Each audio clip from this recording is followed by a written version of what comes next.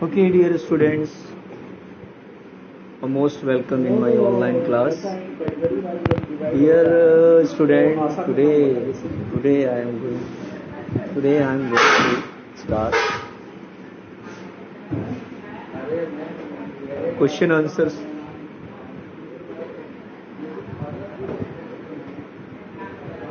Of the chapter number 6, Weavers, Iron Smelters and Factory Owners. Today I will explain question wise explanation is going on. First question, what kind of clothes had a large market in Europe? Question का mean सार ये है कि Europe की market में सबसे ज़्यादा किस प्रकार के कपड़ों का बिक्री या उसका बोलबाला था उसमें। तो आंसर है कि cotton and silk textile. Cotton and silk textile had a huge market in Europe. उस समय यूरोप के बाजारों में सबसे ज़्यादा सूती और रेशमी कपड़ों का सबसे ज़्यादा उसमें बिक्री और उसकी डिमांड होती थी। But Indian textiles were by far the most popular. लेकिन भारतीय सूत उद्योग जो था उसमें बड़ी चरम सीमा पर था और दूर दूर तक विख्यात था। जो भारतीय सूत उद्योग था उसकी नेम और फेम विश्व के हर एक कंट्री में फैली हुई थी।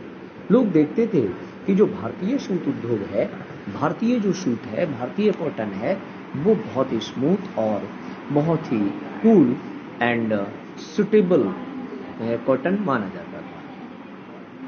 Both for their fine quantity and exquisite craftsmanship, different varieties of Indian textiles were sold in the western markets.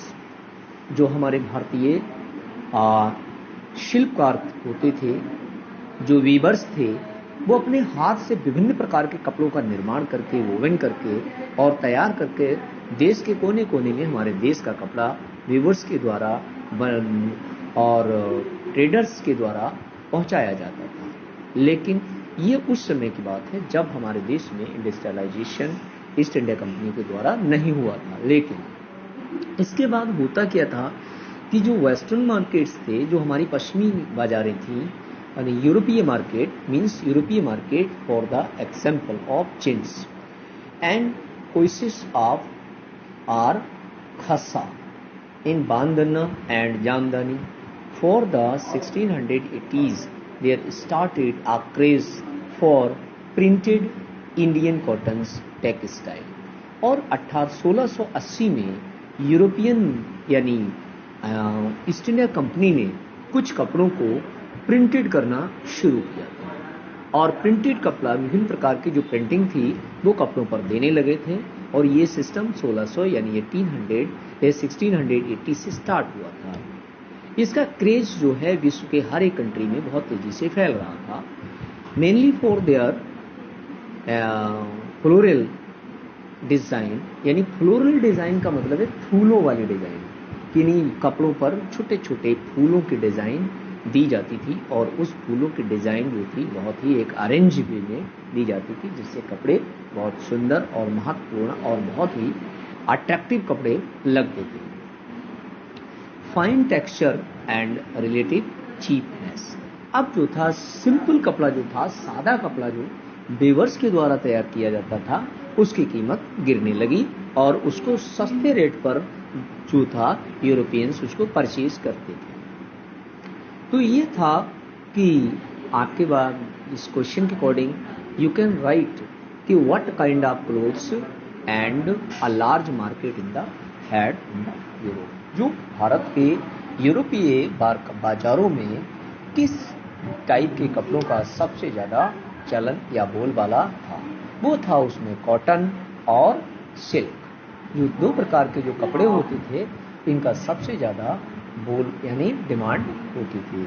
लेकिन जब 1680 में यानी 1680 में चिंड नाम का यानी फ्लोरल डिज़ाइन में जब कपड़े का एक डिज़ाइन तैयार किया गया, उसका क्रेज दिन प्रतिदिन बढ़ने लगा और उसका बढ़ता ही जा रहा था।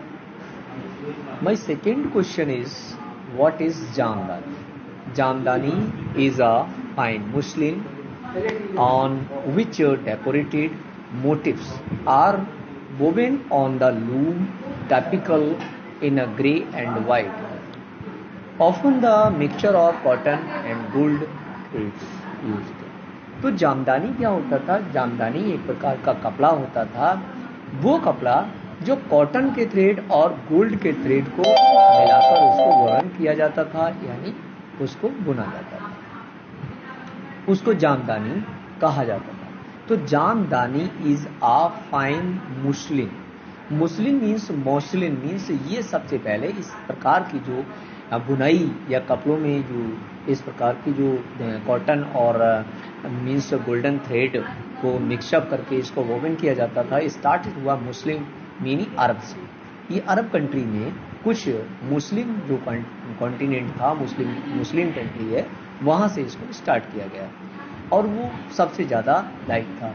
इसका क्रेज धीरे धीरे यूरोपियन मार्केट्स में भी इसका स्टार्ट हो गया।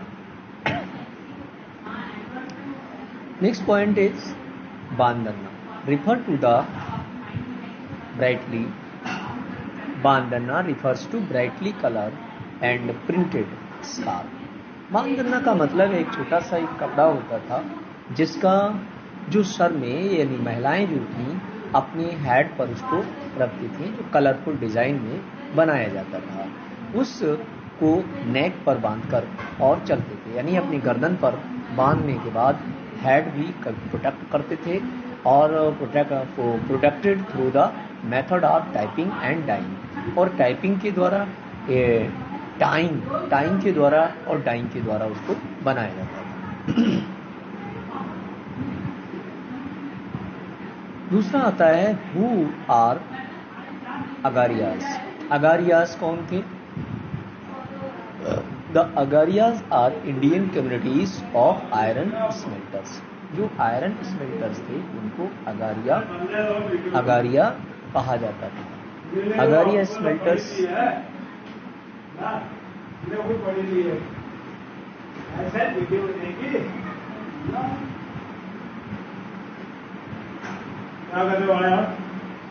यार वीडियो आप कर क्या आपने पता नहीं तो गाड़ी बहुत चल रही है। These Agarias are the Indian community of iron smelters. Iron smelters. These types of questions, these particular questions, today I am sending dear children, and these questions you will try to understand and write in your notebook. So these are first question is what kind of the cloth had to large market in Europe. It is your long question. One is long question and one is short question and two is short question.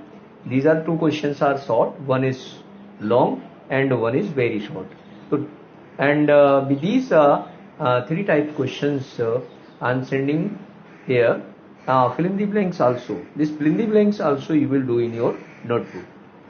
My first fill in the blanks is this word chint comes from the words means chint. Chint means chint. Chint से लिया गया. Tipu Sultan, Tipu sword was made of wootz steels. Tipu Sultan की जो तलवार थी वो किस धातु के, किस आयरन की बनी हुई थी, उसको बूज स्टील का नाम दिया जाता है, उसको दिया गया बूज स्टील। और बूज स्टील जो थी, wootz steel this a very lightly and hard steel, hard iron. Second is Indian textile export declined in the 19th century. Indian textile जो एक्सपोर्टेड किया गया, जो इंडियन टेक्सटाइल का एक्सपोर्ट्स हुआ है, डेक्लाइन हुआ यानी गिरा, खत्म होने के कगार पर 19वीं शताब्दी में ये पूरी तौर से भारतीय जो टेक्सटाइल उद्योग सिस्टम था ये खत्म हो गया। तो in this way you can do and write these question answer in your notebook and understand very well and after then many questions will come from these chapters, but these are sufficient questions I am sending you. You will write in your notebook carefully. Okay, right? This chapter is. Thank you.